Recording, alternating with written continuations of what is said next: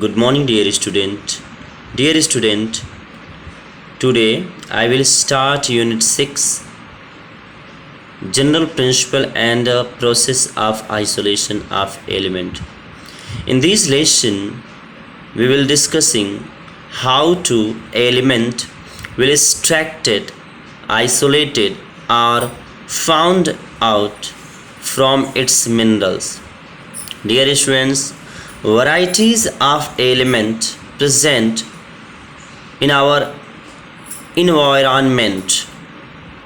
हमारी चारों तरफ विभिन्न प्रकार के एलिमेंट्स मौजूद हैं जो डायरेक्टली और इनडायरेक्टली हमारे लाइफ से जुड़े हुए हैं।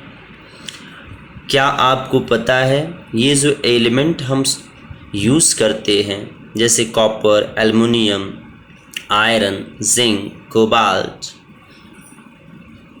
सिल्वर, आयरन, मर्करी, क्या यह इसी रूप में हमें प्राप्त हो जाते हैं? क्या इसी प्योरिटी के साथ हमें नेचर में मिलते हैं?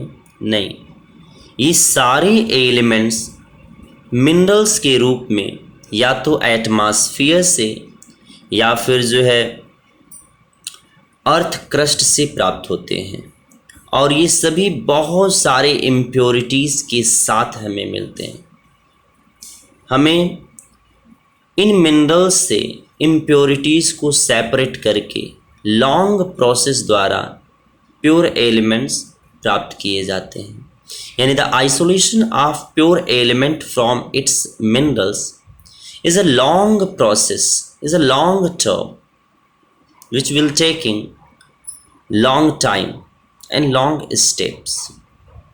See here, all material which we see around us or use in our day-to-day life are made of element.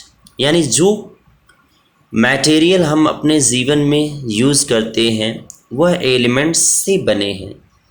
The air that we breathe, the water that we take, the food that we eat, and all articles which we used our daily life.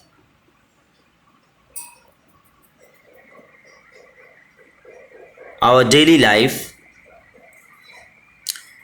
is made by metals, non-metals, and metalloid are of great significance to mankind. In some way or other, most of the elements that we know today are widely distributed in nature, either in free state or combined state. यानी हम अपनी life में जो कुछ या जो भी compound material substance use करते हैं वो कहीं ना कहीं इस एटमॉस्फेयर से, इस अर्थ क्रस्ट से, सी वाटर से या तो फ्री स्टेट या फिर कंबाइंड स्टेट में प्राप्त किए जाते हैं। See your first heading of the lesson, mode of occurrence of element in nature.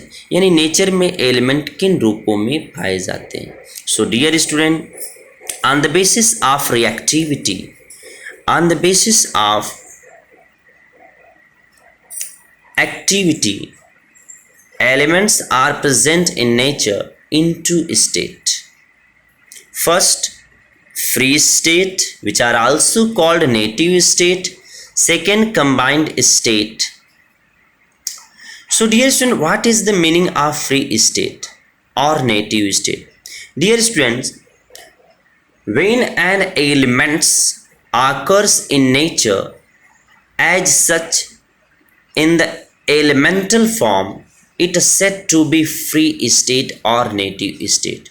Means जब कोई एलिमेंट नेचर में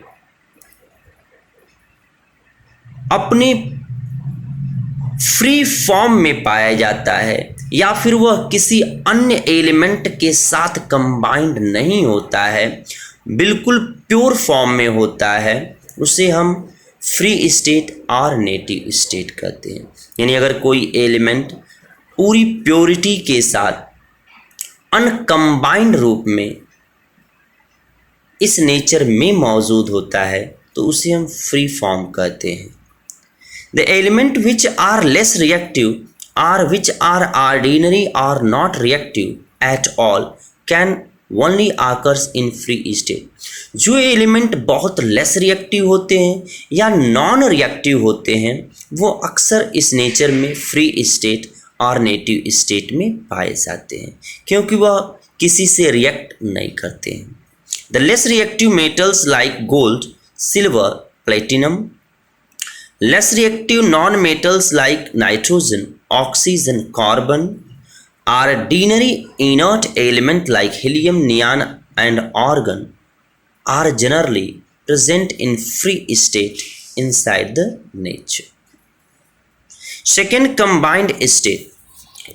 Dear student, element which are most reactive are highly reactive, generally present in nature in combined form, means it will react with other element and form a compound like